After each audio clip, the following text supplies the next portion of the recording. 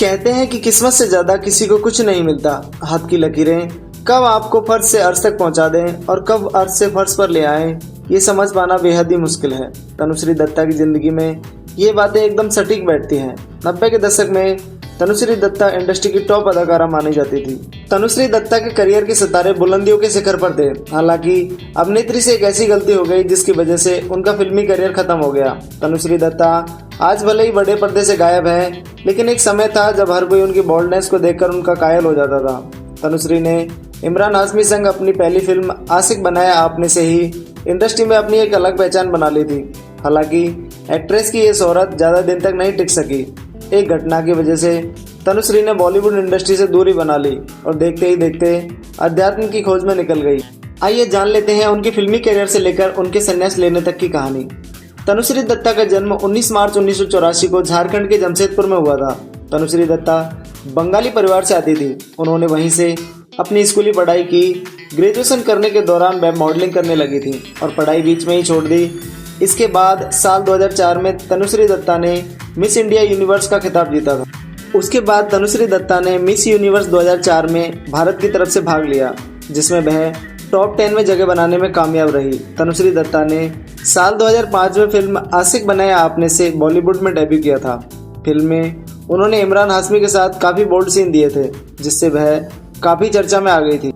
इसके बाद उन्हें बैक टू बैक कई फिल्मों के ऑफर मिले, जिसमें Bhagam Bhag, 36 China town, Dhol, good boy bad boy, speed, Raqeeb, chocolate जैसी कई सुपरहिट फिल्में रही।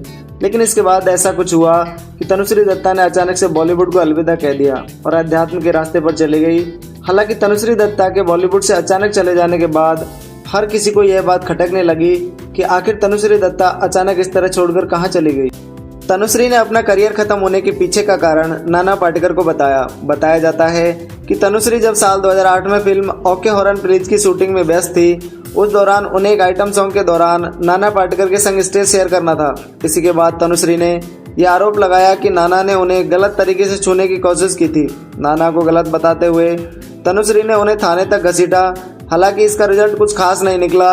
बदले में तनुश्री को इंडस्ट्री में काम मिलना कम हो गया और धीरे धीरे यह पूरी तरह बंद हो गया।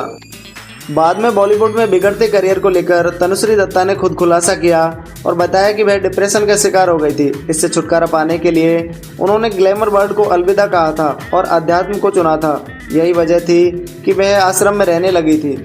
हालांकि कुछ सालों बाद एक बार फिर तनुश्री दत्ता ने इंडस्ट्री में वापसी की और इस दौरान उन्होंने बॉलीवुड के दमदार कलाकार कहे जाने वाले नाना पाटेकर के खिलाफ मीटू कैंपेन शुरू किया और इस कैंपेन में उन्होंने नाना पाटेकर पर कई गंभीर आरोप लगाए। साथ ही इस बात का खुलासा किया कि नाना पाटेकर ने उन्हें गलत तरीके से छूने की कोशिश की थी। एक समय था जब तनुश्री दत्ता की फिटनेस का हर कोई दीवाना था। हालांकि इस समय एक्ट्रेस का अवतार पूरी तरह बदल चुका है। ग्लैमरस सी दिखने वाली तनुश्री अब मोटी हो चुकी हैं, जिसके कारण उनके फैंस भी उन्हें पहचान नहीं पा रहे हैं। तनुश्री ने एक इंटरव्यू में ये भी कहा कि उन्हें करियर के दौरान की गई फिल्मों में बोल्ड सीन देने का अफसोस है। तो दोस्तों, कैसी लगी आपको ये वीडियो? अगर वीडियो पसंद आई हो तो वीडियो को लाइक, चैनल को सब्सक्राइब करें। धन्यवाद। जय हिंद।